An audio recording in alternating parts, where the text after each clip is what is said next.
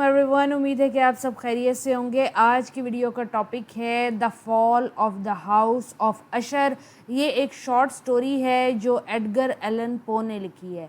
आज की इस वीडियो में हम एडगर एलन पो का बायोग्राफिया देखेंगे, इस शॉर्ट स्टोरी के इम्पॉर्टेंट पॉइंट्स को देखेंगे, क्रिटिकल समरी करेंगे, इसके अलावा एनालिसिस करेंगे, थीम्स को देखेंगे जो डिवाइसेस यूज़ की हैं, टाइटल, सेटिंग, थीम, मूड, उसको देखेंगे।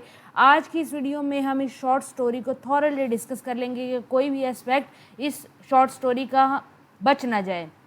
पर आज की वीडियो की तरफ जाने से पहले मैं आपको यूट्यूब पे अपना चैनल दिखाना चाहती हूँ। BS इंग्लिश लिटरेचर नोट्स का यूट्यूब पे मेरा चैनल है जिस पे लिटरेचर की और लिंग्विस्टिक्स की बहुत सारी वीडियोस मैंने अपलोड की हुई हैं। और अच्छी बात यह है कि जो भी वीडियो मैं अपलोड करती हूँ उस वीडियो के नोट्स जो हैं उस वीडियो के डिस्क्रिप्शन बॉक्स में होते हैं, और इस वीडियो के नोट्स भी इस वीडियो के डिस्क्रिप्शन बॉक्स में मौजूद होंगे। अब चलते हैं अपने आज के टॉपिक की तरफ, जिसके अंदर हम डिस्कस करने वाले हैं short story the fall of the house of Ashar. Edgar Allan Poe एक अमेरिकन राइटर हैं, पोइट हैं, एडिटर हैं और लिटरेरी क्रिटिक भी हैं। इसके अलावा इन्होंने पोइट्री भी की है और मशहूर ही अपनी शॉर्ट स्टोरीज़ की वजह से हुए हैं। ये पैदा हुए हैं 1809 के अंदर और इनकी डेथ हुई है 1849 के अंदर। आप देख सकते हैं कि 40 साल जिंदा रहे हैं ये। जब हम इस शॉर्ट स्टोरी के बारे में बात करते हैं तो ये शॉर्ट स्टोरी एक फिक्शनस गॉथिक स्टोरी है, यानी कि गॉथिक, पहले मैं आपको इंट्रोडक्शन दे दूं कि गॉथिक स्टोरी क्या होती हैं। गॉथिक स्टोरीज़ वो होती हैं या गॉथिक नॉवल वो जॉनरा ऑफ लिटरेचर है जिसके अंदर मिस्ट्री होती है, इसके अलावा इंट्रीगिंग सराउंडिंग्स होती हैं, सुपर नेचुरल चीज़ें होती हैं जैसे एलियन हो गया, वैम्पायर हो गया, इन चीज़ों के ऊपर लिखे जाने वाली होती है। इसके अंदर डेथ होती है, हॉरर होता है, डिके होता है, कर्सिस होते हैं, कास्ट्रॉफी होती है, गोस्ट होते हैं, रोमांस होता है, मैडनेस होती है, सुपर नेचुरल चीज़ें होती हैं, यानी कि आम ज़िंदगी से हट के, आम दिमाग से हट के ये स्टोरी लिखी गई है। तो ये शॉर्ट स्टोरी भी कुछ ऐसी है, ये फिक्शनल स्टोरी है जो उन्होंने अपने माइंड के अंदर क्रिएट की है। इस स्टोरी को उन्होंने सबसे पहले पब्लिश किया था 1839 के अंदर। 1839 के अंदर उन्होंने पब्लिश किया था इसको जेंटलमैन मैगजीन के अंदर, और फिर उन्होंने दोबारा 1840 के अंदर इसको पब्लिश किया, किसके अंदर, एक बुक के अंदर जिसका नाम था the collection of tell of गॉस्टिक and आराबेस्क्यू इन 1840। ये जो शॉर्ट स्टोरी है इसके अंदर जो थीम्स फॉलो की गई हैं वो आइसोलेशन यानी कि अकेलापन, मैडनेस मतलब दिमागी तौर पे मफलूज, फैमिली और मेटाफिजिकल आइडेंटिटीज़। कुछ लोग ये कहते हैं, कुछ क्रिटिक ये कहते हैं कि हेजेकिया अशर हाउस, एक अशर स्टेट के अंदर एक हाउस था हेजेकिया बंदे का। उस बंदे ने क्या किया था कि एक सेलर और उसकी बीवी को ज़िंदा अपने घर के अंदर नीचे वाले कमरे में, तह खाने में दफन कर दिया था, और फिर कुदरत की तबाही की वजह से जब उसका घर तबाह हुआ तो उन दो मियाँ बीवी, सेलर और उसकी वाइफ की लाशें मिली थी। उस इंसिडेंट से इंस्पायर हो के एडगर एलन पो ने ये फिक्शनस शॉर्ट स्टोरी लिखी है। इस शॉर्ट स्टोरी के अंदर 3 कैरेक्टर हमारे पास मेजर कैरेक्टर हैं जो इस स्टोरी में नज़र आते हैं। एक है रॉड्रिक अशर। रॉड्रिक अशर वो बंदा है जिसका अशर स्टेट है, ये जिसका हाउस है। फॉल ऑफ अशर से मुराद ये है कि अशर के घर गिरना या अशर के घर का गिरना। तो रॉड्रिक अशर जो बंदा है उसका ये घर है और इस घर का फॉल दिखाया गया है। इसके अलावा इसकी एक ट्विन सिस्टर है जिसका नाम है मेडेलाइन। ये यहाँ पे डॉपलगैंगर का यूज़ किया गया। एडगर एलन पो ने आइडेंटिटी क्लैश दिखाएंगे आगे किस तरीके से, मैं आपको बताती हूँ। इनकी जो सिस्टर है वो फिज़िकली तौर पे मफलूज है, और जितना ज़्यादा वो फिज़िकल मफलूज होती जाती हैं उतना ही रॉड्रिक अशर, उनके ट्विन जो हैं, वो मेंटली तौर पे मफलूज होते चले जाते हैं। यहाँ पे डबल रोल दिखाया है एडगर एलन पो ने। इसके अलावा मेडेलाइन अशर जो हैं वो उनकी ट्विन सिस्टर हैं रॉड्रिक की, उनको एक बीमारी है बहुत ज़्यादा जिसका नाम है कैटालेप्सिस। ये एक ऐसी बीमारी है जिसमें जिस्म बिल्कुल मफलूज हो जाता है, यानी कि हिलने के काबिल नहीं रहता, हत्ता कि कोई मूवमेंट, उनको कोई कुछ भी कर दे, कोई स्टिमुलस जो है उनके अंदर रिस्पॉन्स क्रिएट नहीं करता, और डॉक्टर इसको आइडेंटिफाई नहीं कर पा रहे कि इस बीमारी का ट्रीटमेंट क्या है, क्योर क्या है। और तीसरा कैरेक्टर हमारा अननेम्ड नैरेटर है, वो बंदा जो रॉड्रिक अशर के घर पे जाता है और ये सारी तबाही देख के वापस आएगा और इस कहानी को बयान करेगा। इस कहानी की जॉनरा के बारे में जब बात करें तो ये गॉथिक फिक्शनस नॉवल है। जैसे कि मैंने आपको पहले एक्सप्लेन किया है कि गॉथिक फिक्शनस नॉवल कौन से होते हैं। वो नॉवल होते हैं जिनमें सुपर नेचुरल एलिमेंट्स इस्तेमाल किए जाते हैं, उसके अंदर ज़्यादा एक्सजरेशन की जाती है चीज़ों, उन एलिमेंट का इस्तेमाल किया जाता है जो असली ज़िंदगी में होते ही नहीं हैं। For example ghost, vampires, alien, कुछ भी हो सकता है। हॉरर स्टोरी बनानी है उन्होंने।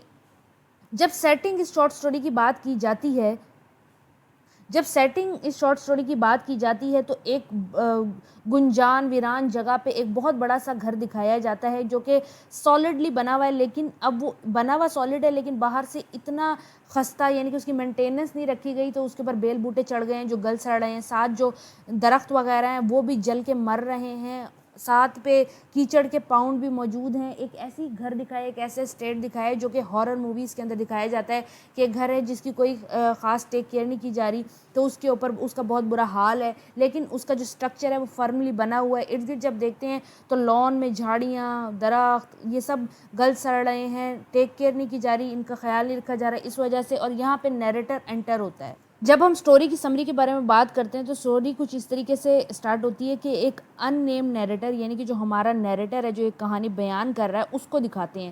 وہ آہستہ آہستہ گھوڑے کے اوپر بیٹھا ہوتا ہے، آ رہا ہوتا ہے جنگل کے اندر سے اشر کے گھر کی طرف۔ اشر کا جو گھر ہے گنجان ویران جگہ پہ ہے جہاں پہ آوازیں کوئی اسے سنائی نہیں دے رہی، دور دور تک کوئی اس کا محلے دار نہیں ہے۔ روڈرک اشر یہ ہمارے نیریٹر کا دوست ہے بچپن کا، اور یہ ایک گلومی سی مسٹیریس سے گھر کے اندر رہ رہا ہے گنجان ویران جگہ کے اوپر۔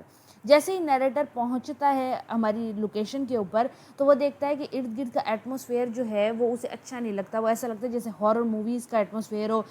درخت جو ہیں وہ مر رہے ہیں، مڈی پاؤنڈ ہیں جن پہ کائی، ایسے پانی کا پاؤنڈ جمع ہوا ہے جس پہ کائی بھی ہے، گندے جانور بھی محسوس ہو رہے ہیں اس کو، ایول سی اس کو ایک وائب آ رہی ہے کہ یہ گھر جو ہے یہ بڑا ہی خوفناک سا ہے۔ جب وہ گھر کو دیکھنا شروع کرتا ہے تو گھر بھی اس کو ڈیکے ہوتا ہوا نظر آتا ہے۔ وہ اس کا ڈھانچہ سالڈ ہے لیکن اس جو بلڈنگ ہے اس کے اوپر چھوٹے چھوٹے کریکس ہیں، اور اس کے علاوہ اس کا کوئی خاص خیال نہیں رکھا جا رہا۔ جو نیریٹر ہے وہ اپنے دوست روڈرک ریچر سے ملنے آیا ہے۔ روڈرک ریچر نے نیریٹر کو خط لکھا تھا کہ میری طبیعت اور حالت بالکل ٹھیک نہیں ہے، تم مجھے آ کے کمپنی دو، میرا خیال رکھو، میرے بچپن کے دوست۔ تو اس پہ نیریٹر پریشان ہو کے روڈرک ریچر سے ملنے کے لیے جاتا ہے۔ جب وہ اشر کے گھر پہ پہنچتا ہے تو وہ اشر کی فیملی کے وہ مینشن کرتا ہے راستے کے اندر، وہ یہ کہتا ہے کہ یہ ایک اشر کی فیملی ایک ایسا کلین ہے، ان کی جو نسل ہے وہ کچھ اس طریقے سے ہے کہ ہر فیملی کے اندر ایک لڑکا ہوتا ہے اور ایک لڑکی کے پھر آگے ایک لڑکا ہوتا ہے۔ جنریشن ایک ہی بندے سے چلی آ رہی ہے اور اب ختم ہونے کے کگار پہ ہے، اس کا سروائیول بھی مشکل ہو رہا ہے۔ اس لیے جو فیملی ہے اس کے اندر کوئی شاخیں یا برانچز نہیں ہیں، یہ ایک ایسی فیملی ہے جو بڑی مشکل سے اپنی جو ڈی این اے ہے، اپنا جو جینیٹک سسٹم ہے اس کو زندہ رکھے ہوئے ہے، اور روڈرک اشر جو ہے اس کی آخری برانچ ہے۔ نیریٹر آگے جیسے ہی گھر کے اندر داخل ہوتا ہے تو اسے سکیری سی فیلنگ آتی ہے، وہ ارد گرد دیکھتا ہے، اس کو فرائٹننگ سا محسوس ہوتا ہے۔ وہ جو گھر کے اندر سامان رکھا ہے وہ بہت زیادہ پرانا ہے اور عجیب طرح کا سامان ہے، بہت زیادہ بوسیدہ اور پرانا ہو چکا ہے، اس کی کوئی خاص خیال رکھنے والا اس کو نہیں محسوس ہو رہا۔ وہ ایک روم میں انٹر ہوتا ہے جہاں پہ روڈرک بیٹھا ہوا ہوتا ہے، اس کا انتظار کر رہا ہوتا ہے۔ وہ اس کو دیکھتا ہے تو وہ اس کو روڈرک جو ہے اس کو کم انرجیٹک لگتا ہے، بلکہ اس کو پیلا پیلا سا لگتا ہے۔ روڈرک اس کو بتاتا ہے کہ اس کو ایک بیماری ہے، اس کو ذہنی مرض ہو چکے ہیں، جیسے کہ اس کو ڈر بہت لگتا ہے، اس کا نروس سسٹم کام صحیح طریقے سے نہیں کرتا، اور کوئی بھی چیز آواز اس کو زیادہ سنائی دیتی ہے، کوئی اس کو ٹچ کرتا ہے تو وہ ڈر جاتا ہے، وہ دماغی مفلوج پنے سے گزر رہا ہے۔